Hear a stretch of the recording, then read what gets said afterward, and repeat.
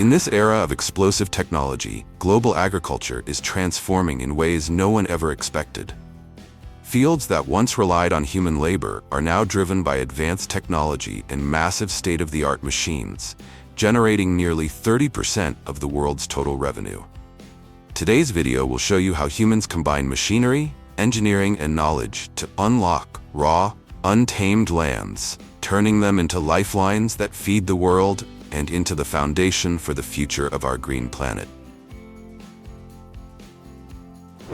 People often joke that if you could bring only one plant to a barren land, everyone would choose the banana. Not only because it's incredibly resilient, but also because its productivity is so high that it could sustain humans for weeks. Harvesting bananas may look simple, but it's actually one of the most challenging crops to harvest in the world. A single bunch can weigh 50 to 70 kilograms, heavy enough to knock a worker off their feet if they don't use the right technique. For export bananas, each bunch is wrapped in plastic from the very beginning to protect it from insects and maintain a stable temperature. When the fruit reaches the right age, workers measure the size, curvature, and weight of each hand of bananas, then cut the bunch using specialized tools. Once cut, the unripe green bananas are hung on a pulley system to prevent bruising. From there, they travel along narrow rail lines, pulled by pack horses through the plantation, or transported via cable systems over slopes to the packing station.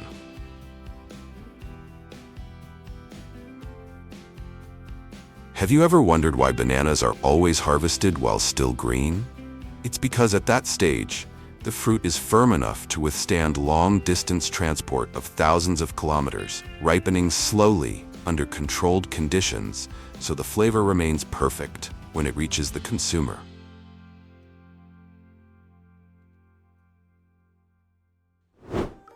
Leaving behind the swaying banana bunches under the low canopy, let's look up to the sky, where coconuts hang high atop towering trees, beginning a new journey: the challenging process of coconut harvesting. Despite their tropical chill image, coconuts injure around 150 people each year when they fall on heads. That height and risk make harvesting coconuts one of the most difficult and dangerous tasks in agriculture. To mitigate the danger of coconuts falling from dozens of meters, farmers came up with a solution that's both simple and ingenious: digging shallow water channels between the rows of coconut trees. Thanks to this water layer, each bunch, once cut, doesn't fall freely onto hard ground, but instead lands softly on the water, where the impact is almost entirely absorbed. A single 50-meter-long channel can safely catch around 2,000 coconuts a day, drastically reducing cracks and breaks, a problem that once cost farmers up to 30% of the crop's market value each season. After harvesting, the coconuts are tied together in long chains and floated along the water like natural buoys. This allows farmers to pull hundreds of coconuts at once along the channel with almost no effort. From above, the entire transport system looks like a riverine logistics chain: smart, gentle, and extremely efficient.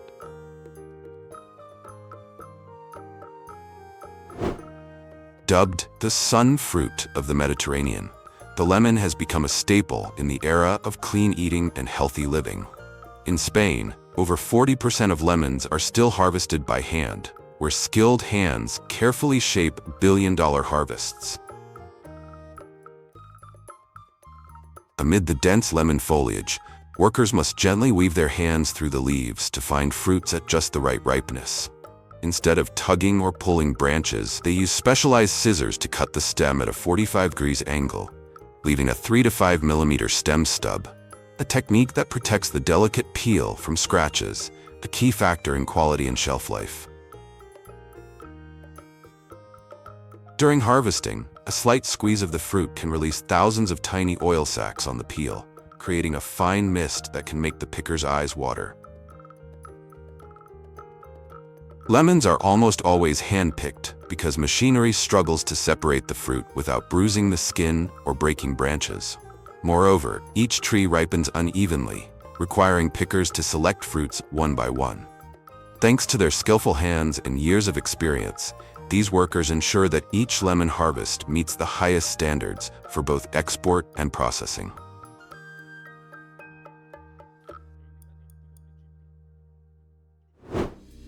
With more than 500,000 tons of cherries exported each year, Chile is known as the world's cherry powerhouse, accounting for over 40% of the global fresh cherry supply. When cherry season peaks, the orchards seem to move in a mesmerizing mechanical rhythm. The steel arms of the harvesting machines press gently against the trunk, lock into place for a split second, then shake in a controlled motion for just a few seconds, strong enough to release the ripe fruit, yet gentle enough to avoid damaging the branches. Thousands of deep red cherries cascade onto the catching frame like a rain of sweetness. Each machine setup can harvest 2 to 3 tons of cherries per hour, boosting productivity by 20 to 30 times compared to hand picking, while minimizing bruising thanks to the soft padding on the catch trays. One critical technique is always emphasized. The vibration must stay within the 30 to 45 Hz range, because even a slight deviation can cause unripe cherries to fall as well. Behind the machines, crates fill up rapidly, capturing the full value of a billion-dollar harvest from the most renowned cherry-growing region in the world.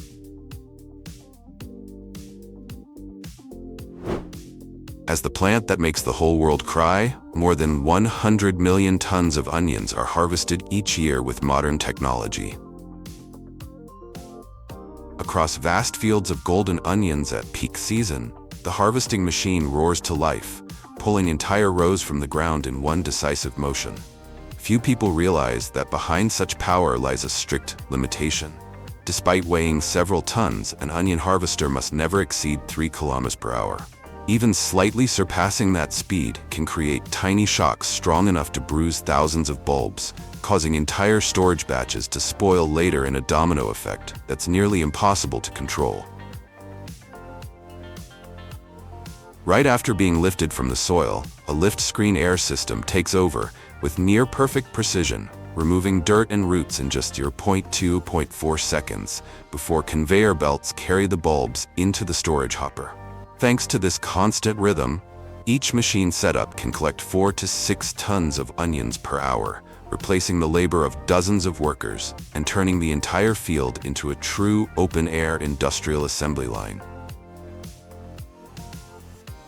And from that overflowing hopper, waves of spotless onions are unloaded onto transport trucks, beginning their next journey to the processing plant, where they are cleaned, sorted, and moved into an even more sophisticated technological system.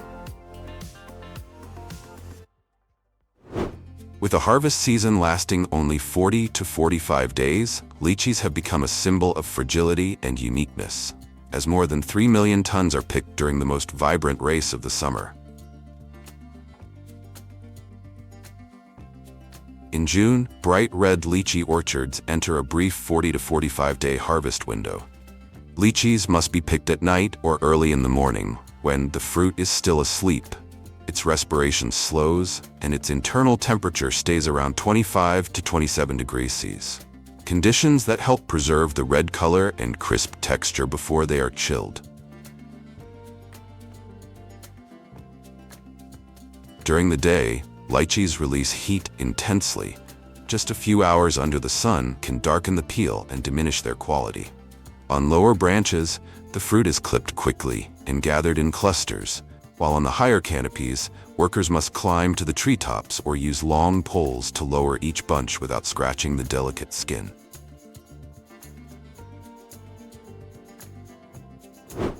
In November, as Florida's mandarin orchards ignite in a brilliant shade of orange, citrus harvesters roar to life, marking the start of one of the most powerful and precise mechanized processes in the U.S. citrus industry.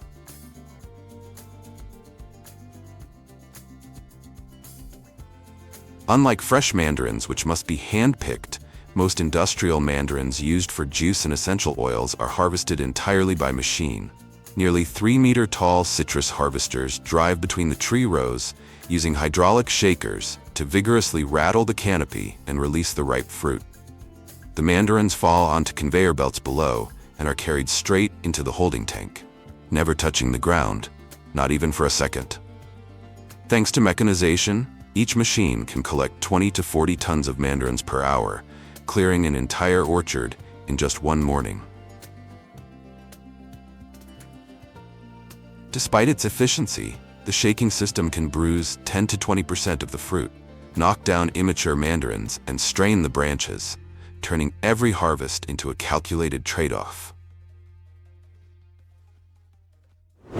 If industrial mandarins can rely entirely on machines, persimmons must be harvested completely by hand, and that very delicacy has transformed persimmons from a once-ignored astringent fruit into a treasured winter delicacy, with nearly 5 million tons produced each year.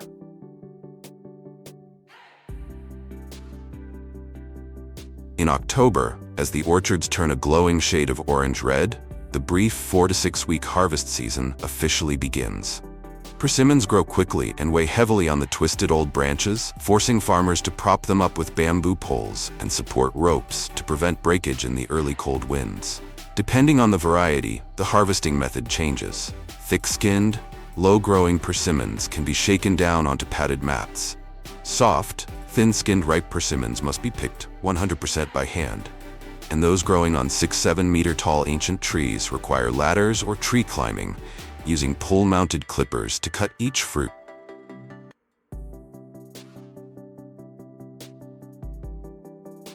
After harvesting, persimmons are sorted immediately.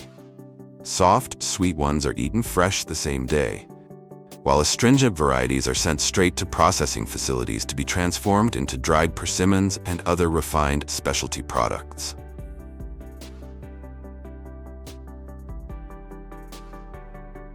In October, California's avocado orchards begin to darken into deep green. The unmistakable signal that the richest, most dynamic harvest season of the year has arrived. Unlike many fruits that can be collected by shaking the tree, avocados must never be allowed to fall. A single impact with the ground is enough to bruise the flesh and dramatically reduce quality. Avocados are even more temperamental in one peculiar way. They do not ripen on the tree, meaning farmers must pick them at the exact maturity on the exact day and at the exact size. For that reason, nearly 100% of the harvesting process has to be done by hand. Workers wearing thick gloves use specialized clippers to cut each stem, leaving a 3 to 5 millimeter stalk to prevent latex from staining the skin. On trees taller than 6 meters, they use pole harvesters with built-in cutters and collection bags, carefully lowering every fruit without letting it roll or take a single hit.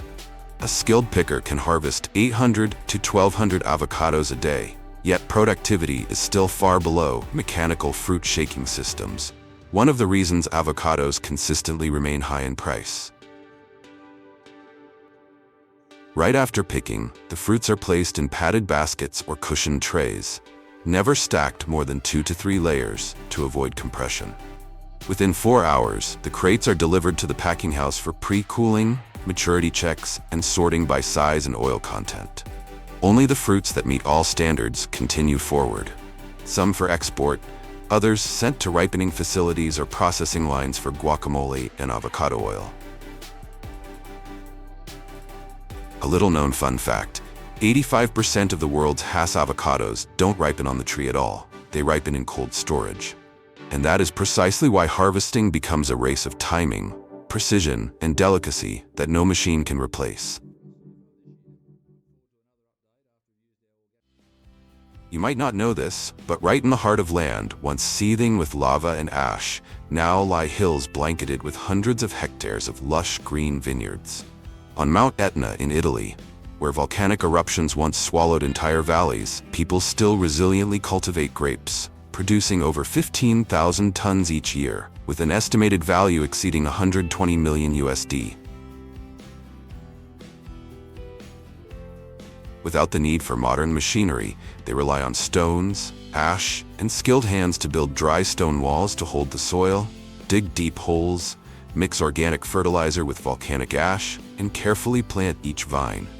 At altitudes of 400 to 800 meters above sea level, the grapevines cling tightly to the basalt ash soil, a natural black gold that retains moisture, drains well, and nourishes deep roots. Thanks to the brilliant southwestern sunlight during the day and the temperature differences at night, each grape cluster ripens slowly, developing a rich flavor with a perfect balance of sweetness and acidity. After 3 years of nurturing, when the first clusters swell with early morning dew, the harvest begins. Grapes are picked at dawn, while dew still clings to each bunch, preserving freshness and natural aroma. Harvesters use specialized scissors to gently cut each cluster at the stem, ensuring the skins remain unblemished. Once baskets are full, they are loaded onto the backs of horses or donkeys to be carried to the edge of the fields, because on these steep slopes, trucks cannot reach. The freshly picked grapes are then transported to the winery. Here, the grapes are washed in cold water, pressed hydraulically, naturally fermented, and aged in oak barrels, transforming into Etna Dock wine, priced up to 20 times higher than ordinary wines. From volcanic ash, the people of Etna have created a nectar that the world raises a glass to, a testament that even in places once ravaged by destruction, life and enduring beauty can emerge.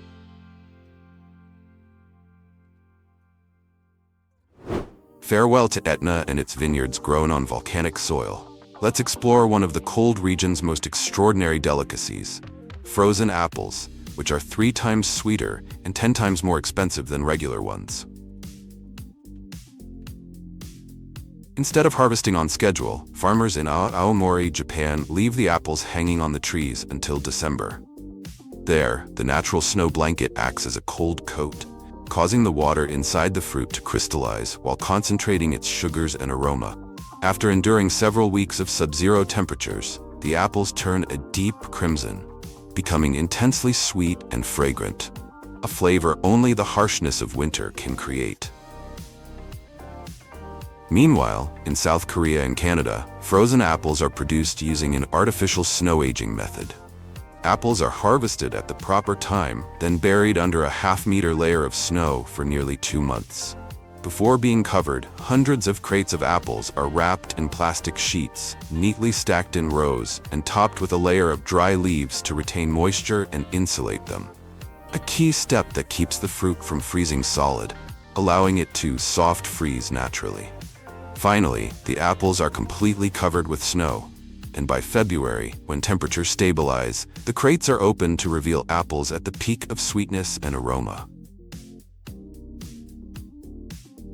Though the annual yield is only a few thousand tons, these snow-aged apples have become a high-value agricultural product, a testament to how humans can turn nature's harshness into something uniquely rewarding. About 90% of the world's dates come from the scorching dry belt stretching from North Africa to South Asia, where the desert sun burns so fiercely that the sand itself seems to catch fire. Yet thousands of farmers still climb palm trees towering over 10 meters high to harvest the region's most vital crop, dates.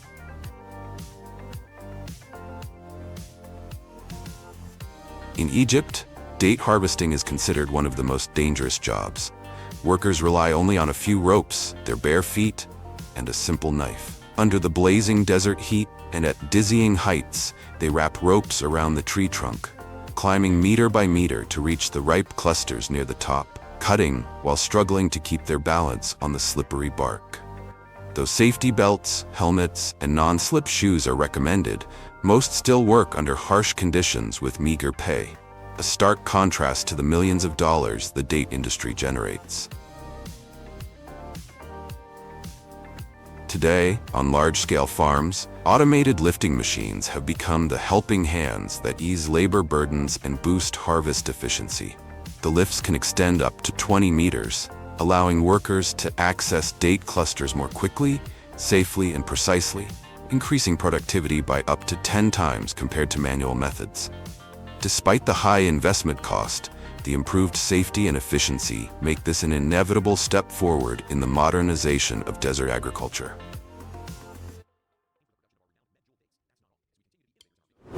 As a key product in the organic food industry, the demand for kale has surged in recent years, fueled by the global wave of healthy eating and green living. In the Netherlands, the capital of high-tech agriculture in Europe, where endless fields of vegetables stretch to the horizon, ploger kale harvesters have become the silent heroes of the season. With an impressive capacity of up to 15 tons of kale per hour, these machines can cut, collect, clean, and load the leaves into storage bins in a single pass. At the front, the dual-blade cutting system glides close to the ground, gently separating leaves from stems without bruising them. A central conveyor belt immediately lifts the kale upward, passing it through an air-blowing system that removes soil and debris before transferring it straight into the rear storage compartment, all operated automatically with near-perfect precision. Thanks to mechanization, harvesting time has been reduced by up to 80%, and productivity has multiplied compared to manual labor. Each year, the Netherlands alone produces hundreds of thousands of tons of kale, supplying both the European market and the global organic vegetable industry.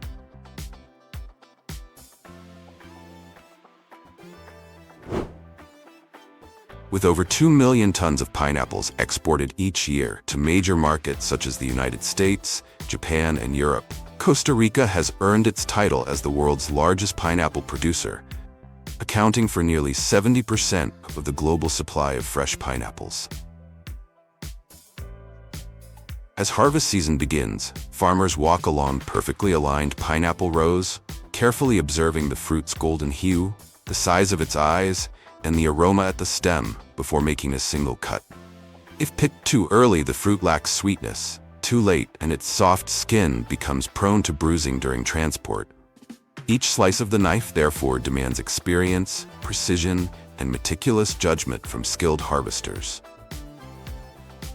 Once cut, pineapples are placed into large plastic baskets, but instead of carrying them over long distances as in the past, workers now rely on harvesting trucks equipped with horizontal conveyor belts.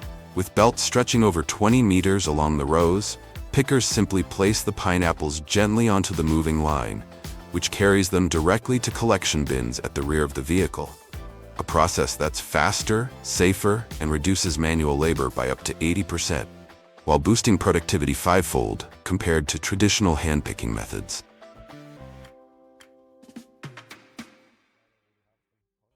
With over 9 million tons consumed each year, strawberries are not only one of the world's most beloved fruits, but also one of the most delicate to harvest, as 90% of global production still relies on hand-picking.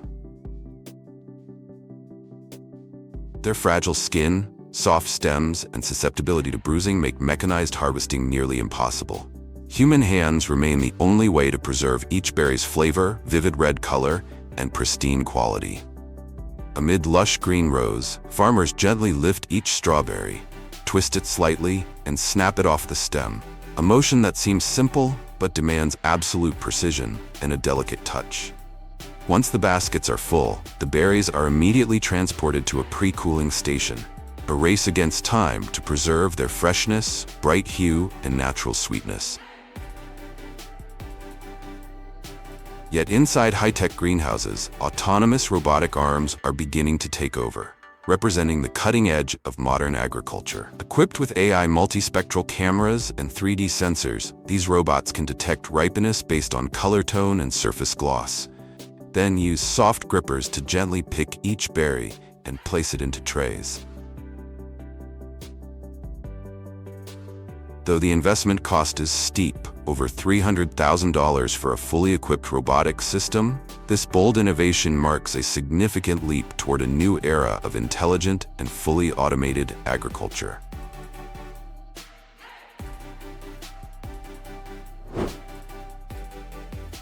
Every October, the leek harvest season in France reaches its peak. Across the fields of Flanders in northern France, specialized harvesters from brands like Simon and Verhoostmark operate at full capacity, bringing in thousands of tons each season. Hydraulic cutting blades slice deep into the soil, while dual gripping arms pull entire plants from the ground in one swift motion.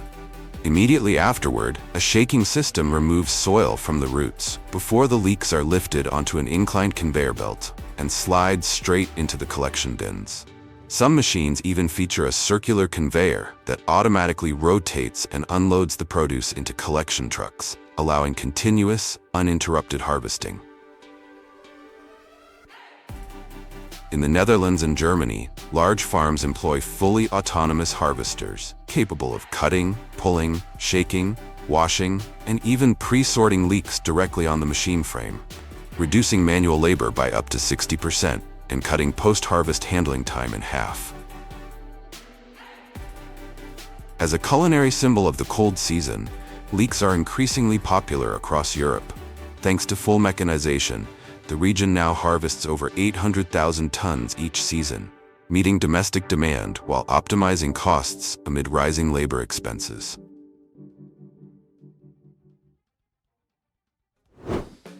The giant orange harvesters made by Oxbow and Gregoire are transforming industrial orange farms across the United States, Spain, and Australia. Standing over 4 meters tall and stretching up to 10 meters long, these steel-framed machines are equipped with high-frequency shaker rods on both sides. They rhythmically shake, dislodge, and catch the fruit, separating ripe oranges from branches without damaging the canopy.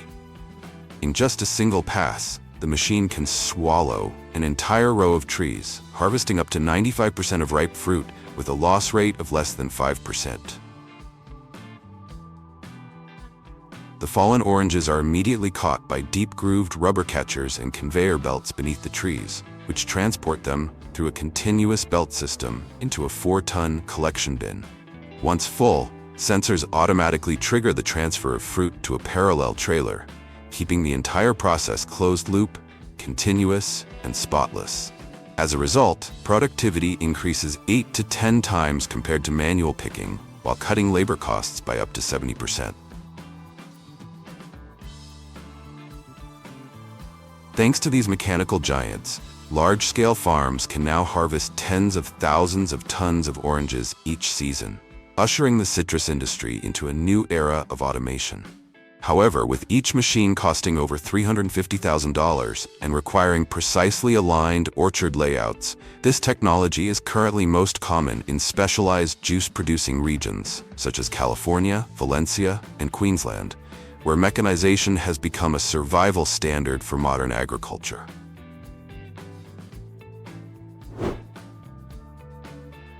This massive army is the force behind nearly 300 million tons of sugar beets harvested every year across the globe. On vast fields stretching thousands of hectares across Europe and the United States, giant machines like Ropa, Holmer, and Vervaet operate like mobile factories in the middle of farmland. As the machine enters the field, a set of high-speed rotating knives at the front swiftly slices off the green tops. Immediately after, the lifting wheels and digging shafts penetrate the soil, gently extracting each beet from the heavy earth. The beets are then carried onto vibrating conveyors and rotating rollers, where soil, stones, and excess roots are removed, before traveling through multiple conveyor levels and finally being dumped into a massive holding tank with a capacity of up to 40 tons. Thanks to this continuous operation system, each machine can harvest over 1 hectare in just 30 minutes, equivalent to hundreds of tons per day, dozens of times faster than manual labor. Once full, the long unloading conveyor transfers the beets into adjacent trucks, forming a closed-loop harvesting chain, a symbol of advanced mechanized agriculture and the backbone of the global sugar industry.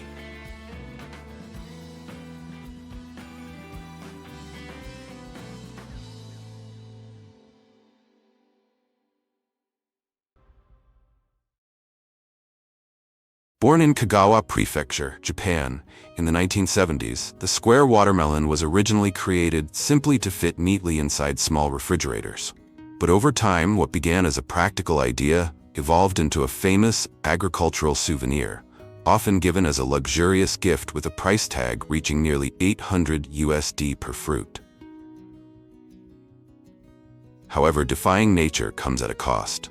Square watermelons are usually harvested early to preserve their firm shape, which means the flesh inside is less red, the flavor bland, and the natural sweetness of a traditional watermelon lost. Countries like Russia, Brazil, and China have all tried cultivating square watermelons, but none managed to build the brand or sustain the value the way Japan has. Only in the land of the rising sun has this fruit maintained its prestige and luxury status. From that success, the Japanese went on to create even more whimsical variations. Heart-shaped melons, pyramid-shaped ones, and even watermelons bearing human faces. Still, the square watermelon remains the legend that sparked the global trend of turning fruit into works of art, a phenomenon that continues to amaze and fascinate the world. And like every extraordinary story, this one also has a beginning. Right now, let's step into the most unique watermelon fields on the planet, where the journey of this bizarre fruit first began. Everything begins with tiny seeds. But when it comes to square watermelons, farmers carefully select robust varieties, medium-sized fruits with thick rinds, so they can withstand the pressure of the mold during shaping. The seeds are soaked in warm water for several hours to stimulate germination, then sown into seedling trays filled with loose, nutrient-rich soil. Within 10 to 14 days, the first green sprouts emerge, developing into sturdy seedlings with 2 to 3 true leaves, the perfect time to transplant them into the field. Meticulous care during this nursery stage is crucial, as the strength of each seedling ultimately determines both the quality and the final shape of the square watermelon. But before those tiny seedlings can take root in their new home, the watermelon fields must be carefully prepared. First, to awaken the life hidden within the soil after the previous harvest, plowing machines are brought in. Their sharp steel blades churn deep into the ground, turning over heavy clumps of earth and breaking apart hardened layers. This process not only loosens the soil, but also mixes in organic residues, enriching its fertility. Once the soil is soft and airy, farmers shape raised beds about 1.5 to 2 meters wide and 20 to 30 centimeters high to prevent waterlogging. The tops are leveled flat, aligned neatly like the even folds of a well-laid agricultural fabric. Finally, a suitable dose of fertilizer, especially well-rotted organic matter combined with potassium and phosphorus-rich NPK, is added to fuel the vigorous growth of young plants.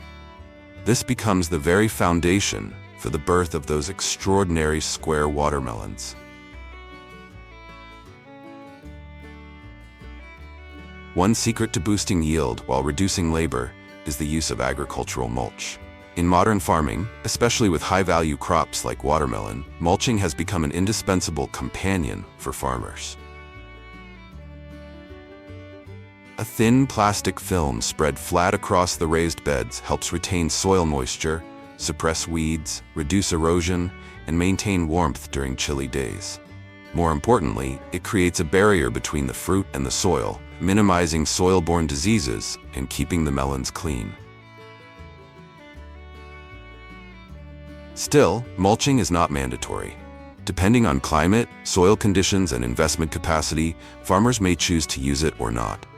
However, for square watermelons, where shape and quality are paramount, mulching is almost essential. And once everything is ready to welcome new life, the young seedlings are finally transplanted into the field.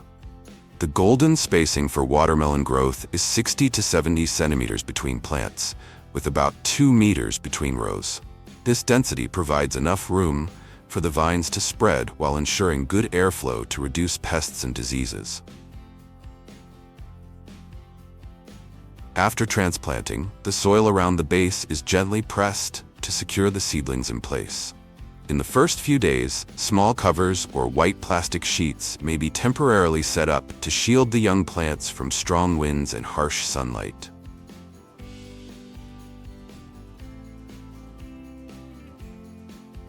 Once the seedlings take root, the real care begins. Watermelon is a crop that loves water but is extremely sensitive to flooding. Farmers must water regularly, keeping the soil evenly moist, especially during the rapid fruit development stage. Drip irrigation or sprinkler systems are often used to ensure water is distributed evenly.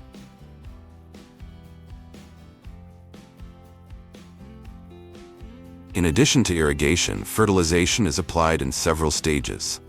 Nitrogen is provided early on to stimulate leaf and stem growth, followed by potassium to strengthen the rind and improve durability. At the same time, farmers prune the vines, keeping only 1 or 2 main branches to focus nutrients, and selectively remove poor quality fruits, leaving only the most promising ones to grow.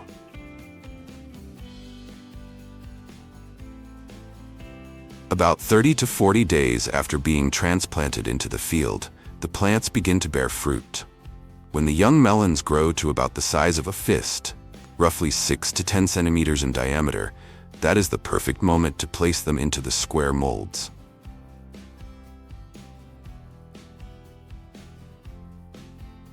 Farmers carefully slip each fruit into a transparent box made of hard plastic or acrylic glass.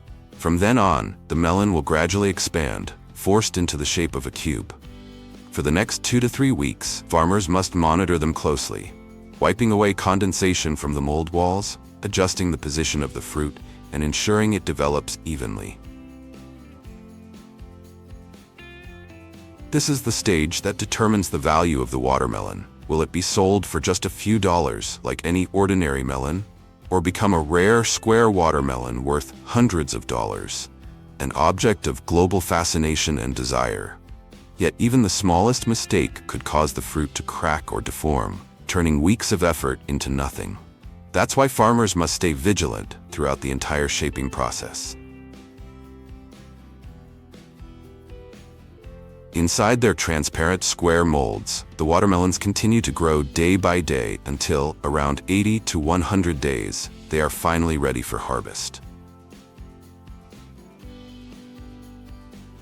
With only about 200 to 400 produced each year, this limited edition crop is harvested entirely by hand. Farmers gently remove the mold and cut the stem from the vine. Unlike ordinary watermelons, which are picked at peak ripeness, square watermelons are harvested earlier to keep their rinds firm and their shape stable, which is why they are prized mainly for display rather than eating.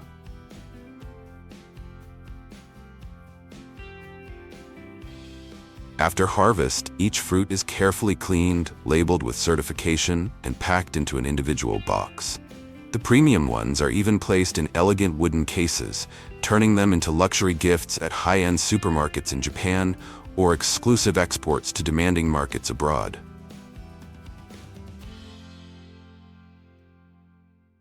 But that's not the only extraordinary fruit in the land of the rising sun.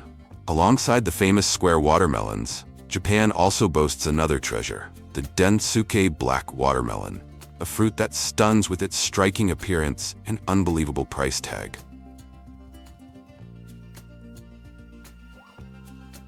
At first glance, the Densuke is enough to make anyone stop in their tracks.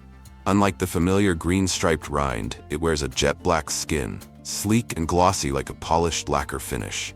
This absolute minimalism creates an aura of mystery and allure, with the highest recorded price reaching over 6,000 USD for a single watermelon at an auction in Hokkaido in 2008. Densuke set a world record. Yes, you heard that right. One watermelon costing as much as a small car. So, what secret makes this fruit so incredibly luxurious?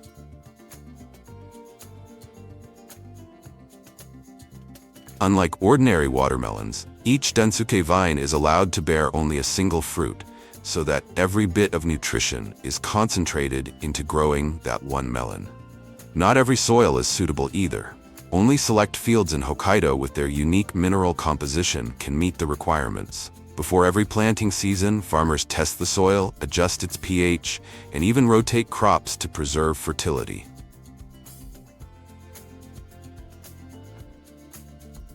What's more, most black watermelons are cultivated inside greenhouses to control the microclimate, ensuring stable temperature and humidity throughout Hokkaido's short growing season. Every step of care, from pollination and pruning to shielding the fruit from sun and rain, is carried out entirely by hand. Farmers even place a layer of straw beneath each melon to keep the rind perfectly smooth and unblemished. By harvest time, only those fruits that meet the strictest standards, flawless round shape, balanced size, and a pristine, mirror-like black sheen, are awarded the prestigious Densuke label. The rest are immediately discarded.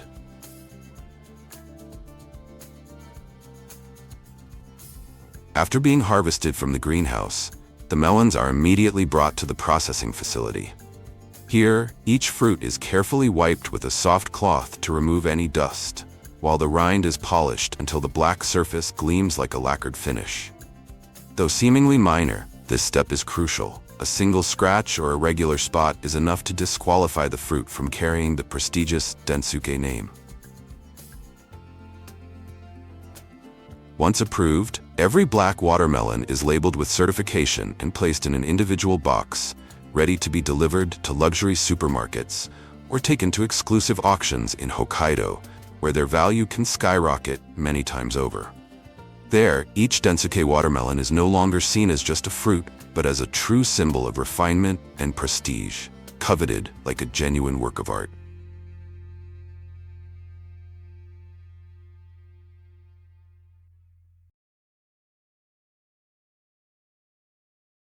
Bean sprouts, mainly mung bean or soybean sprouts, are a type of sprout vegetable with a long history in East Asia, especially in ancient China, before spreading through trade routes to many other cultures. Since ancient times, they have been both a humble food source and regarded in traditional medicine as a healing vegetable that helps clear heat and detoxify the body. Unlike other vegetables that require sunlight to thrive, bean sprouts are grown entirely in the dark to keep their stems white, plump, and crisp. Within just 3 to 7 days, a tiny dry bean can increase in size several times and become edible. Remarkably, during germination, bean sprouts self-generate vitamin C, a nutrient almost absent in dry beans, making them an unexpectedly rich source of nutrition. However, the warm and humid environment that favors sprout growth is also ideal for bacteria, so although they are often called soil-free vegetables, bean sprouts are generally recommended to be eaten cooked for greater safety.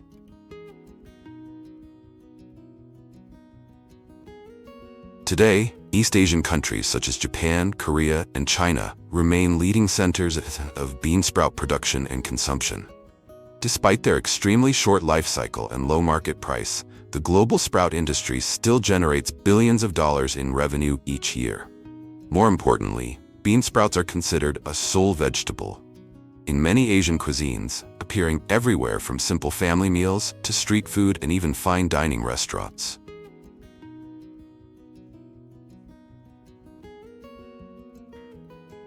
In just 100 grams, bean sprouts contain only about 30 kcal, but provide up to 3 grams of protein, along with abundant vitamin C, folate, vitamin K, and fiber. This surprising blend of nutritional value and widespread popularity makes bean sprouts a tiny wonder of the culinary world, simple yet unique and almost irreplaceable among vegetables.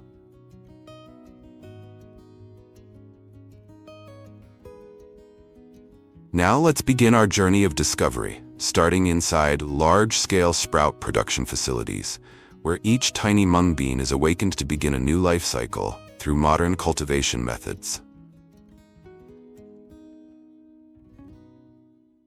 The very first step, which may seem simple but is absolutely crucial, is seed selection. To produce a batch of white, plump, crisp, sweet, and uniform sprouts, mung beans must be carefully chosen. Only round, firm, evenly sized beans, free from mold, pests, and with a germination rate above 95% are accepted for production. Before use, each batch of seeds undergoes strict quality inspection and is then stored in specialized cold rooms where temperature and humidity are consistently controlled to preserve freshness and germination capacity. When production begins, the seed bags are taken out of storage and poured into a loading hopper, which feeds them directly into warm water tanks maintained at about 35 to 38 degrees Celsius. This soaking stage lasts for several hours, allowing the beans to fully absorb water and swell evenly, while discarding any hollow or damaged beans that float to the surface. The purpose of this process is to awaken growth, activate the embryo inside each seed, and prepare them for the next germination stage. After about 8 to 12 hours of soaking in warm water, the beans are transferred into cool water to be refreshed, then placed into vertical stainless steel cylinders or specialized sprouting trays. From there, they are moved into sealed germination chambers, where the temperature is kept stable at 24 to 28 degrees and the air humidity maintained at 90 to 95%. Throughout the 4 to 6 day germination period, an automated system sprays clean or sterilized water several times a day, keeping the beans moist without flooding them. Light is completely excluded, allowing the sprouts to develop white, crisp, and plump stems.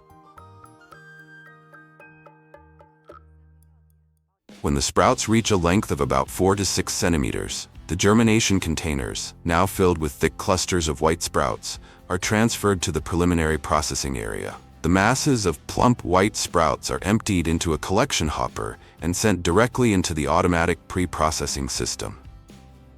This crucial first step separates the sprouts from the germination environment and prepares them for the cleaning line. As soon as they enter the processing line, the bean sprouts pass through a rotating shaft fitted with steel prongs and scraping teeth. This mechanical motion helps remove the long roots and any remaining seed coats from the sprout stems. As a result, the product gradually becomes cleaner, more uniform, and suitable for commercial presentation. The byproducts, such as roots and seed coats, are collected in large plastic bins for disposal or reuse as animal feed.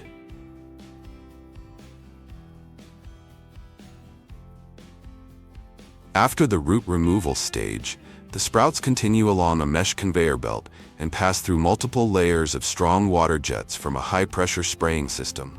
The continuous flow of cold water not only washes away impurities, but also cools the sprouts, helping preserve their crisp texture and natural white color. In certain steps, the sprouts are also soaked in clean water, while vibrating sieves separate out undersized, broken, or substandard sprouts.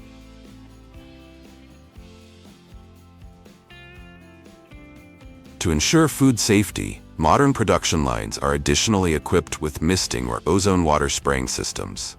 This step helps minimize the risk of bacterial contamination and extends shelf life.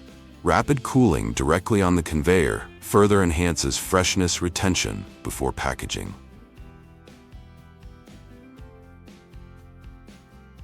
After washing and disinfection, the bean sprouts pass over an inclined mesh conveyor to remove excess water.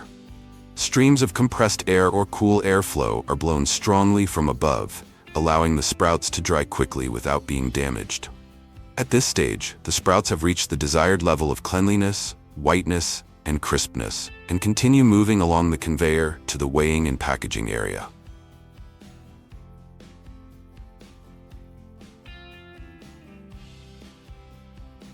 Here, the bean sprouts are dispensed into a multi-head weigher, an advanced device capable of portioning products with gram-level accuracy. Small hoppers rotate in sequence, opening one after another to release just the right amount of sprouts into collection chutes. Thanks to this process, every finished pack consistently meets the factory's weight standards, typically 200 grams, 500 grams, or 1 kilogram, depending on market demand. Immediately after weighing, the sprouts drop straight into the automatic packaging machine. Pre-rolled food-grade plastic film is cut into segments and opened beneath the filling spout. As the sprouts fall in, the bag opening is clamped shut and sealed by heat. At the same time, the machine can either remove excess air or inject clean gas, nitrogen, to extend shelf life and keep the sprouts fresh and crisp.